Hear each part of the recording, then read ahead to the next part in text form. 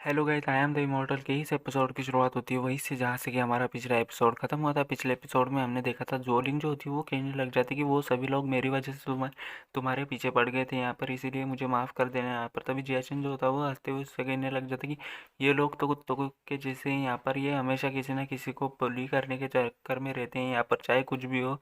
इसके अलावा तुम्हारी वजह से मेरा बहुत ही ज़्यादा फ़ायदा हो गया है यहाँ पर, तुम्हें चिंता करने की ज़रूरत नहीं है यहाँ पर।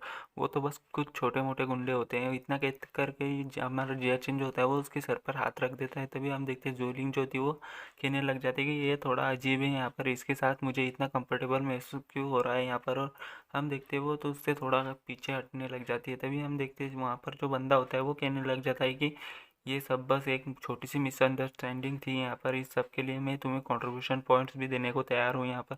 और इतना कह करके वो बंदा जो होता है वो उनको मनाने की कोशिश करने लग जाता है। तभी हम देखते हैं जो हमारी जोलिंग जो होती है वो उससे बहुत ही ज़्यादा गुस्सा होती है और कहने लग जाती है कि क्या बस एक छोटी सी मिसअंडरस्टैंडिंग तुम्हारी ऐसा कहने की हिम्मत भी कैसे हुई यहाँ पर, क्या तुम अपने आप को समझते क्या हो यहाँ पर। तभी हम देखते हैं जियाचिन जो होता है वो उसको जोलिंग को रोक देता है और कहता है कि अच्छा ठीक है, मैं तुम्हारी बातों को समझता हूँ, लेकिन ये जो भी मेडिसिन मैंने कलेक्ट करके लाया था यहाँ पर लेकिन उसका क्या है यहाँ पर। तभी हम देखते हैं बंदा जो होता है वो अपने पॉइंट्स के टोकन को सामने की ओर करते हुए जय चेन से कहने लग जाता है कि अच्छा ठीक है, मैं तुम्हें इसके बदले में डबल कंट्रीब्यूशन पॉइंट्स देने के लिए तैयार हूँ यहाँ पर। तभी हम देखते हैं जय चेन जो होता है वो उसके कंधे पर हाथ रखता है और कहने लग जाता है कि खैर मैं दोबारा परेशान नहीं करूँगा, लेकिन मैं चाहता हूँ कि ऐसा दोबारा फिर कभी भी ना मेरे साथ में नहीं होना चाहिए यहाँ पर। तभी हम देखते हैं जिया चिंच की नज़र जो होती है वो वहाँ पर टंगे एक टोकन की ओर जाती है जिस पर कि एक टास्क लिखा हुआ होता है और वो कहने लग जाता है कि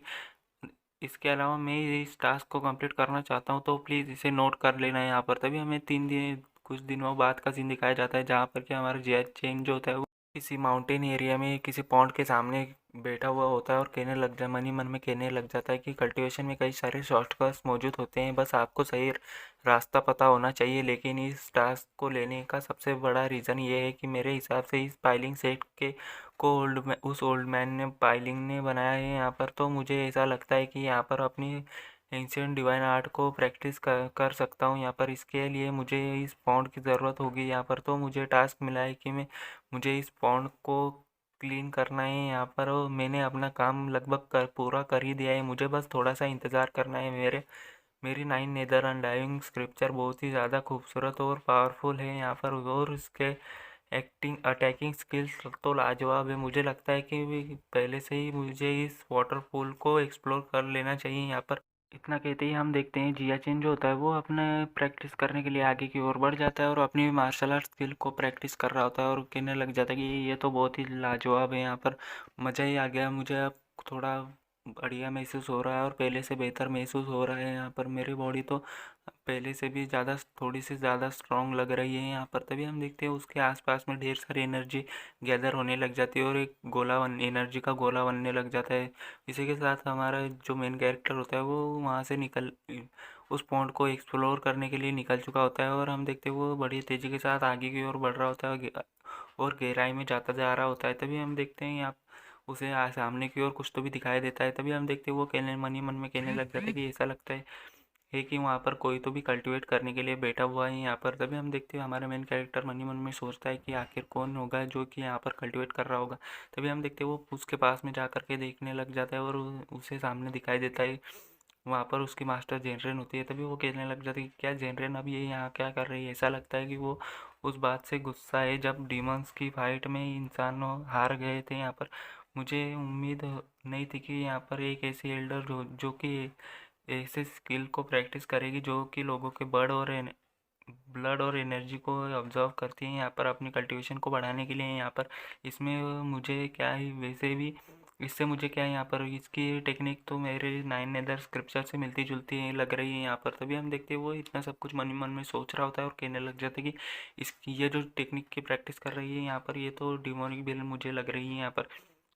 तभी हम देखते हैं वो कहने लग जाता है कि अगर मैं इसे यहीं पर ख़त्म कर दूँ तो मेरे लिए थोड़ा सा आसान रहेगा यहाँ पर। तभी हम देखते हैं वो अपनी उंगलियों में अटैक को लेकर के आगे की ओर बढ़ने लग जाता है और कहने लग जाता है कि मैं तुम्हें यहीं पर ख़त्म कर दूँ तो ये बात किसी को भी पता नहीं चलेगी, और मन ही मन में इविल से स्माइल देने लग जाता है।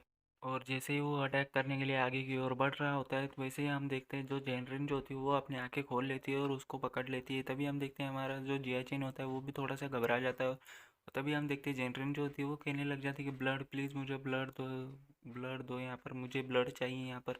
तभी हम देखते हैं जियाचिन जो होता है वो कहने लग जाता है कि अच्छा, तो इसका मतलब है कि अभी भी तुम थोड़े से होश में हो जेनरिन, तुम और मैं हम दोनों ही डीमंस हैं यहाँ पर, तो तुम्हारी जान बचाने के लिए मुझे क्या मिलेगा यहाँ पर। तभी हम देखते हैं जियाचिन जो होता है वो अपना थोड़ा सा ब्लड जो होता है उसके सामने बैठ जाता है और उसको अपना ब्लड देने के लिए रेडी हो जाता है। तभी हम देखते हैं वो कहने लग जाता है कि अब वक्त बदल चुका है यहाँ पर, पिछली बार तुमने मेरी चीज़ को देखा था, अब इस बार मेरी बारी है यहाँ पर, हर मास्टर। और तभी हम देखते हैं जो हमारा जियाचिन होता है अपनी उंगली को ऊपर काटता है और उसके मुंह में दे देता है अपनी उंगली, ब्लड दे उसको भी दे रहा होता है। तभी हम देखते हैं वो अपना ब्लड उसे दे रहा होता है और वो ये थोड़ा सा गंदा सीन लग रहा होता है। तभी हम देखते हैं वो ये कुछ अलग ही लग रहा होता है। तभी हम देखते हैं जो जेनरिन होती है वो उसके अंदर थोड़ी सी डिमोनिक पावर जो होती है वो और भी ज़्यादा आ जाने लगती है। तभी हम देखते हैं जेनरिन जो होती है वो कहने लग जाती है तुम्हारी हिम्मत भी कैसे हुई मुझ पर नज़र रखने की यहाँ पर, तो क्या मैं तुम्हें जाने दूँ या फिर मैं तुम्हें यहीं पर ख़त्म कर दूँ यहाँ पर, तो यहाँ पर क्या होने वाला है तुम्हारे साथ में। तभी हम देखते जिया चेन जो होता है वो कहने लग जाता है कि तुम्हारा क्यूआई और ब्लड पूरी तरीके से अनस्टेबल है, कुछ भी करने से पहले एक बार पहले सोच लेना चाहिए यहाँ पर, मेरा सारा ब्लड और विटेलिटी और लाइफ स्पैन बर्बाद हो जाएगा जो तुमने एब्जॉर्व किया है यहाँ पर। तभी हम देखते हैं वो उसकी बातें सुन कर के बहुत ही ज़्यादा हैरान हो जाती है और कहने लग जाती है कि आखिर तुम हो कौन यहाँ पर। तभी हम देखते हैं जेनरेन जो होती है वो उसे कहने लग जाती है कि क्या तुम्हें इस बारे में कैसे पता है यहाँ पर, लेकिन कैसे। तभी जियाचिन जो होता है वो कहने लग जाता है कि ऑफकोर्स मुझे पता है, तुम्हारी जो टेक्निक है वो डिमोनिक डीमंस की सबसे पावरफुल टेक्निक्स में से एक है यहाँ पर। ये आपके कल्टीवेशन को बढ़ाने के लिए आपके अपने ब्लड को इस्तेमाल करता है और ऑफकोर्स इसके लिए तुम्हें अपने ब्लड और क्यूआई से कीमत चुकानी पड़ती है। अगर तुम किसी दूसरे को सॉल्व कर नहीं कर सकते तो अपने विटेलिटी को मेंटेन करने के लिए तो आधे महीने में अपने आप ही तुम्हारे लिए मेरिडियन तुम्हारी विटेलिटी को एब्जॉर्व कर लेंगे और तुम्हारा ये सफ़ेद और कोमल शरीर सूखी लकड़ी जैसा बन जाएगा। और अगर तुम दूसरों को क्यूआई और ब्लड को अंधाधुंध एब्जॉर्व करती हो, इसी के साथ तुम्हारी डिमोन्स डिमोन्स में बदलने की संभावना बहुत ही ज़्यादा बढ़ जाएगी यहाँ पर। तभी हम देखते हैं जियाचिन जो होता है वो कहने लग जाता है कि ये मेरा आप। तभी हम देखते हैं जेनरेन जो होती है वो कहने लग जाती है कि लेकिन ये तुम्हें इस सब के बारे में कैसे पता चला यहाँ पर, आखिर तुम हो कौन यहाँ पर।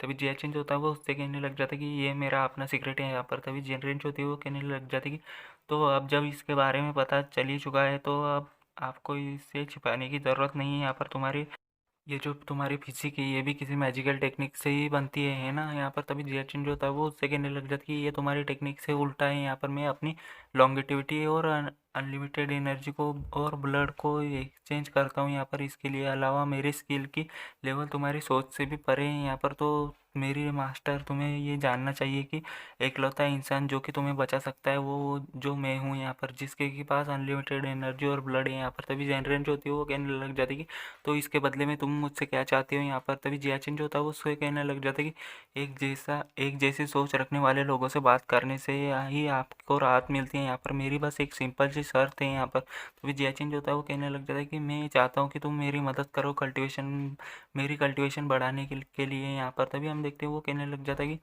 तो जबकि तुम्हें मेरी यंग बॉडी और छोटी सी लाइफ स्पैन के बारे में सब कुछ पता है, तो ये जाहिर सी बात है कि तुम्हें पता होना लग ही चुका होगा कि मुझे क्या चाहिए यहाँ पर। तभी जेनरेशन जो होती है वो कहने लग जाती है अच्छा, तो तुम इस छोटी सी लाइफ स्पैन वाले कर्ज से आज़ाद होना चाहते हो यहाँ पर। तभी हम देखते हैं जियाचिन जो था वो कहने लग जाता है कि तुम्हारी कल्टीवेशन टेक्निक मेरी कल्टीवेशन टेक्निक में मदद कर सकती है यहाँ पर। तभी जेनरेशन जो थी वो कहने लग जाती है जियाचिन आखिर तुम्हारी आइडेंटिटी क्या है यहाँ पर, तुम्हें पता भी है यहाँ पर कि तुम अपने एसेंस और ब्लड को वेस्ट कर रहे हो यहाँ पर, इससे तुम्हारी जान भी जा सकती है यहाँ पर।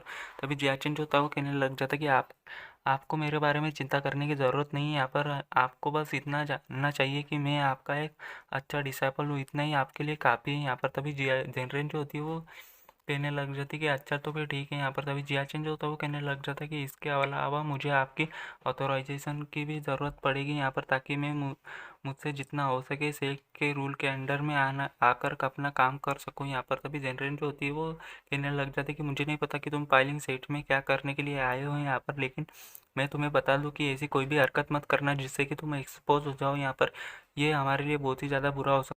जेनरेन जो होती है वो हमारे मेन कैरेक्टर के और भी ज़्यादा करीब आ जाती है और उसको टेस्ट कर रही होती है। तभी हम देखते हैं हमारा मेन कैरेक्टर उसकी थोड़ी सी चापलूसी करने लग जाता है और वो भी हाँ कर देती है, और हम देखते हैं उसका काम जो होता है वो सेट हो चुका होता है। और इसी के साथ ये चैप्टर जो होता है वो यहीं पे ख़त्म होता है। तो मिलते हैं किसी नेक्स्ट वीडियो में। तो बाय बाय।